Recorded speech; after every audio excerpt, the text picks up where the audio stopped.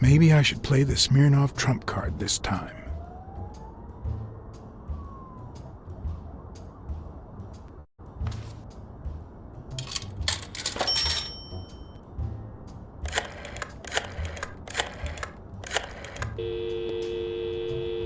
Smirnoff didn't know what to think. He asked me to watch out and call him as soon as I had more information. He also told me that Gil had finally talked. He denied having blocked the basement door and said the truck door opened, but he got knocked on the head as soon as he tried to get out. He then woke up when the police found him beside the basement door. Obviously, the same person who had jammed the door had carried him there.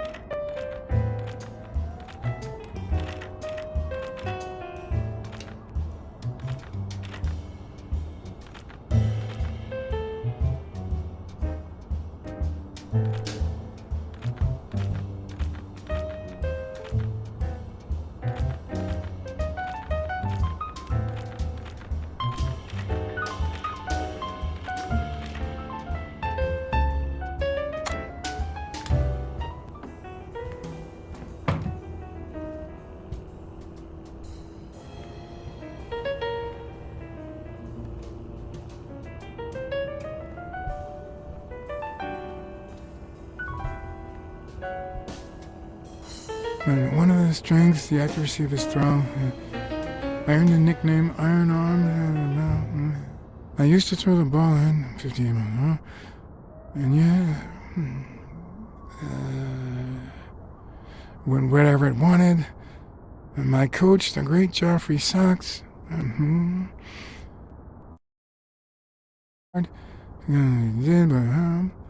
Pearl Harbor. I enlisted immediately. After losing a partner in combat, a serious injury, I asked to be relocated. I became a sniper. I know I shouldn't say this, but I was one of the best in the Army, and it was all thanks to my accuracy. No, it was all thanks to Jeffrey Sachs. I wonder how many Americans that man saved with my arm.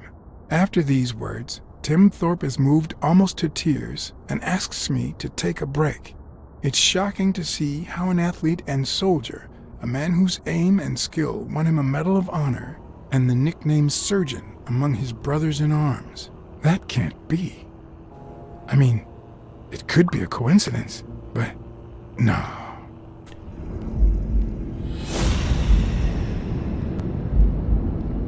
Why am I surprised? In every investigation, there comes a point where every single lead seems to go down the drain. And you have to retrace your steps to get back on the right track.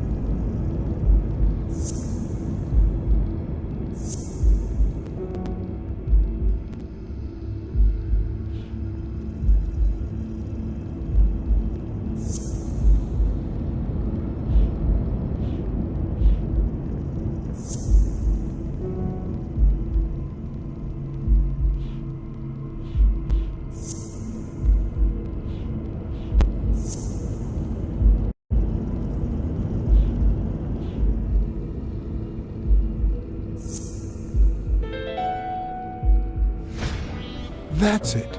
Thorpe is the man behind the whole drug operation.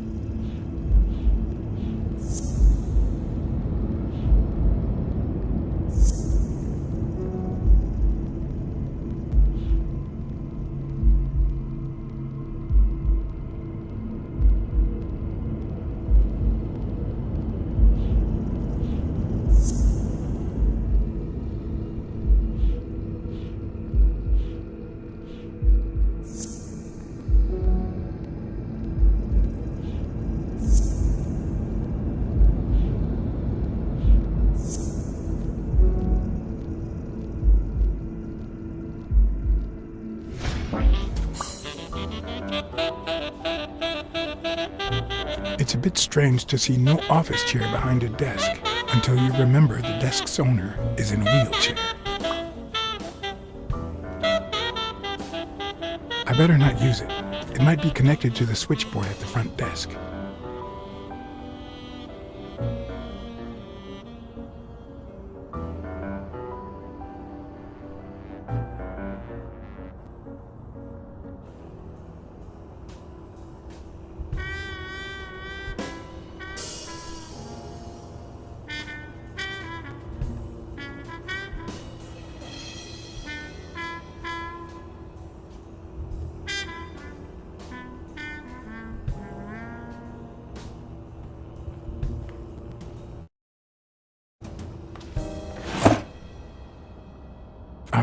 course. Oh, crap.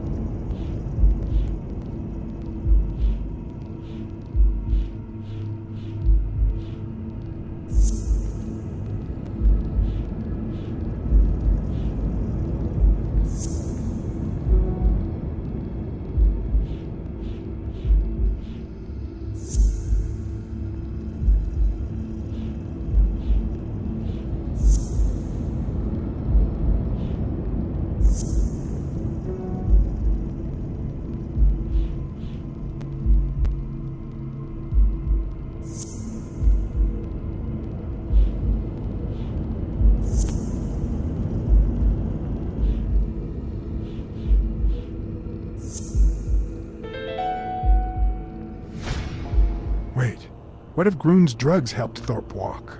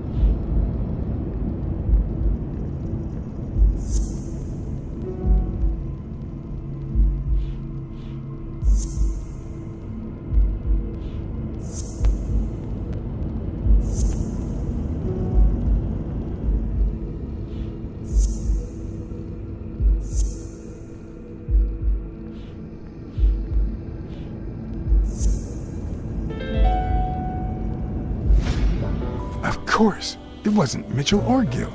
It was Thorpe who shot Randall at the hospital. Everything adds up now.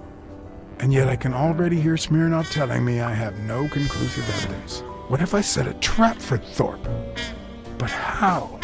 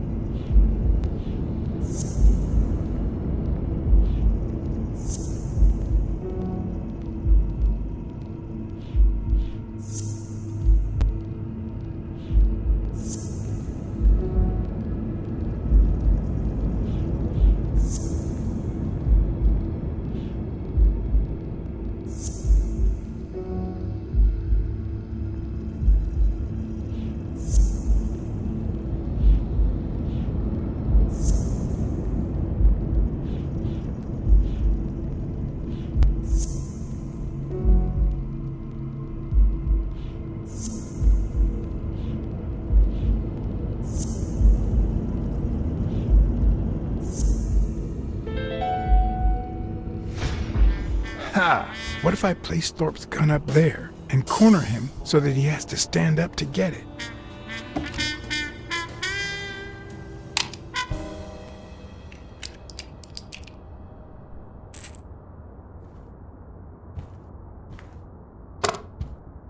The show was about to begin.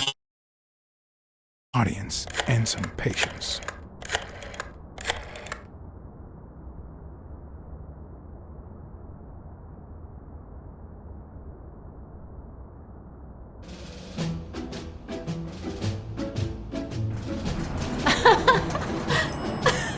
Stop it! Arr! Don't you know who you're dealing with, matey? What a silly man. Mutiny! You wants to be shark bait, do ya? Oh, BLACKSAD. I feel terrible for keeping you waiting. John, But you see, there was mutiny on board, so... stop. You see what I have to put up with. All right, helmswoman, to the cabin with you! Onward! Aye, Captain. Come along, BLACKSAD. Julie, don't let anyone bother us.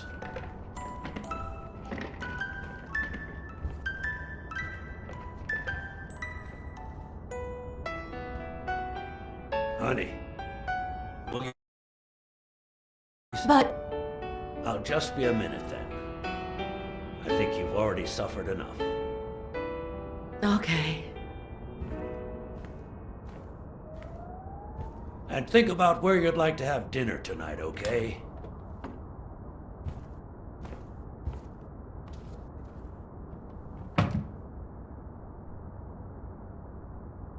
You see, I'm not gonna pay you for solving the case.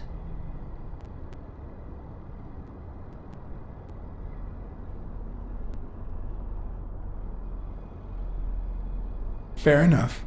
The truth is, I didn't solve it. No, it's not that. You'll get every penny we agreed on, and more. But not because you solved the case, but for her. 2 days ago, she wanted to end it all. Drop out of college, sell the gym. Too many wounds to heal. But through your incredible work, you managed to heal them. Well, perhaps not completely. It takes time to get over something like this. But at least, thanks to you, Sonia wants to be happy. She has hope. I'm going to help her make Dunn's Gym the best in the city. Who would have ever guessed it, huh? In the end, it seems like Dunn's death was the best thing that could have happened to the gym, huh? Don't be so cynical. By God, can't you stop playing the hard-boiled detective for 1 second? Anyway, back to the case. All those people you confronted. Gill, the German doctor, even Mitchell. Huh. I would have never suspected him. Did they say anything? Why did they do it? Did they mention any accomplices?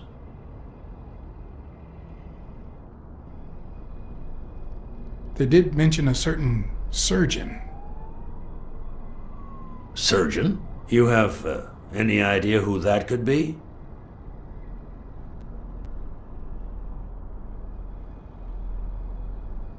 A journalist told me. Ring a bell?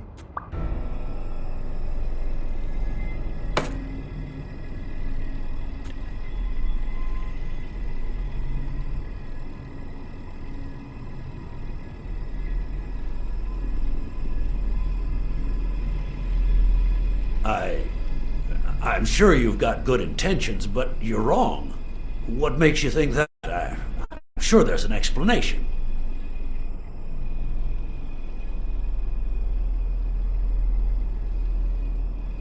I know that you are a highly skilled sniper, and I think it was you who shot Randall Lee at the hospital. Have you seen me, BLACKSAD? How could I possibly do that?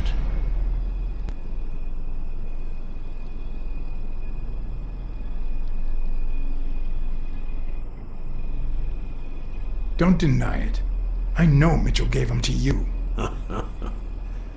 People see a wheelchair and think, poor guy, he can't walk. But there's so much more to it than that. Some nights I can't even sleep from the pain. That doesn't explain why you didn't tell me you knew about those drugs. I hired you to solve this damn case. You think that's what a murderer would do? Only because you thought I'd blame Bobby Yale and drop the case. But as soon as I realized something wasn't right, you sent Randall Lee and Gil to give me a scare. And when all that failed, you ordered Lee to kill me. You're the type that won't open his jaws once he's got his prey, aren't you?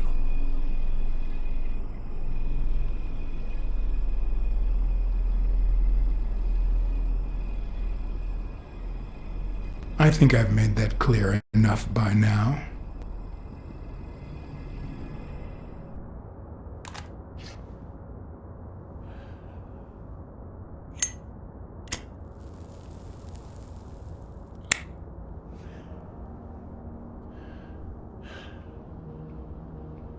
Put yourself in my place for a minute. You're a promising football player who just got back from the war, but you're still a nobody. The man you saved kindly opens his house to you, and that man is still undone by his wife's passing.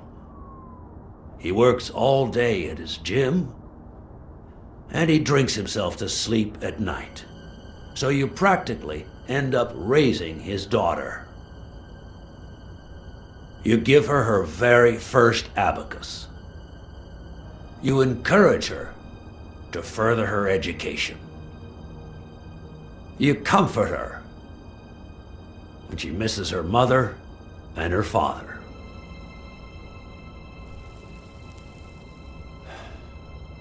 Meanwhile, your sporting career takes off.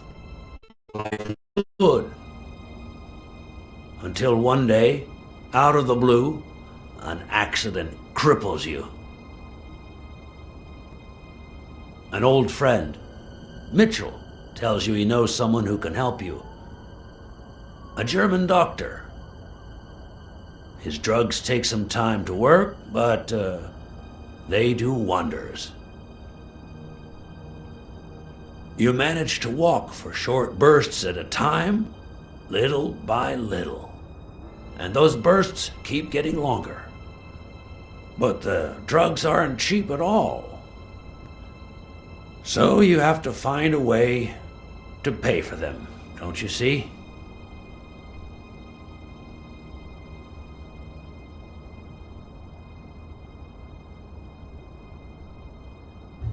So you started by selling drugs to athletes. Then you decided to start an advertising agency to hire those same athletes. Drugs would help them excel, and you'd get better ad deals.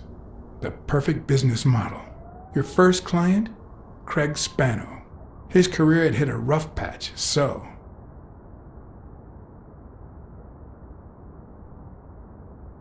he was the guinea pig for your new operation. And yet, when the drug started having serious side effects, you got rid of him. Afraid he would talk, you tried to kill him.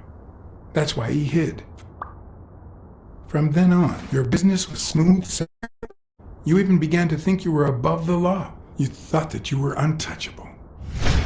Until Joe Dunn found out, and then, 2 days before his unfortunate death, he came to see you. That's enough now! You stop it!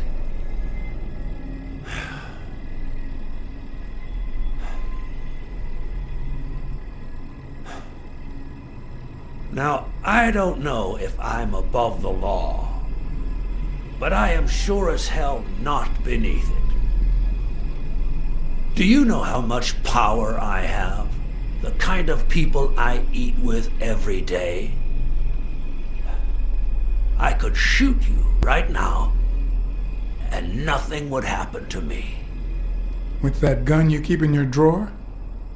I'm afraid not.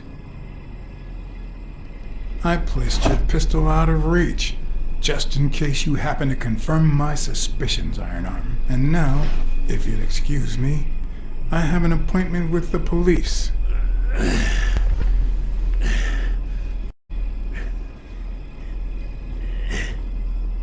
I won't let anyone wreck my life again. Sonia and I, we deserve a future. You can come in now, Smirnoff. Timothy Wilson Thorpe, drop your weapon. You're under arrest. You have the right to remain silent. Anything you say can and will be used against you in a court of law. You have the right to an attorney. If you cannot afford one, the state will provide one for you. Mr. Thorpe.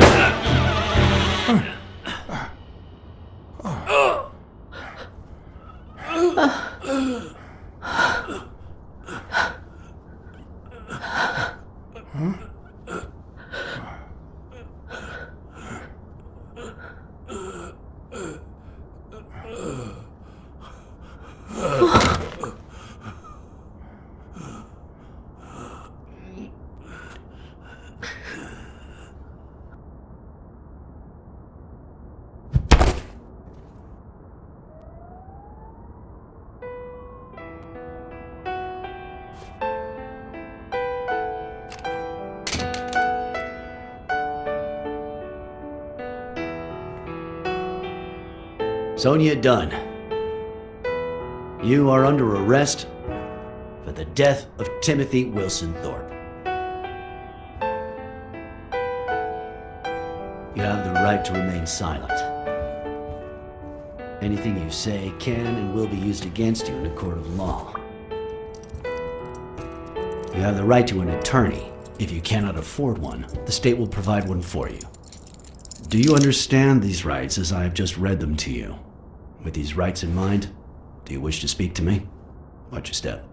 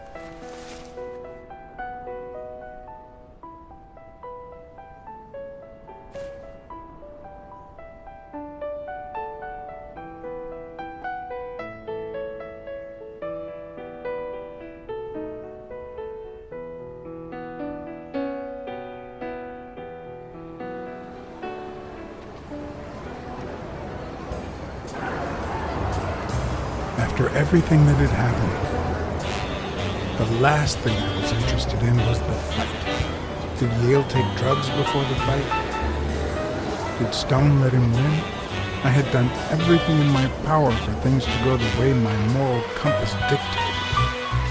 Whether anyone would listen to me, that was another story.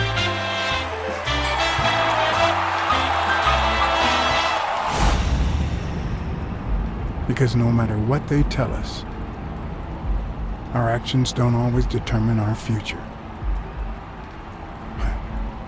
My moral compass. As if I even knew what that means. I didn't even know what to think of my performance throughout the case. Did I have a clear conscience? Would I have made the same decisions, given the chance?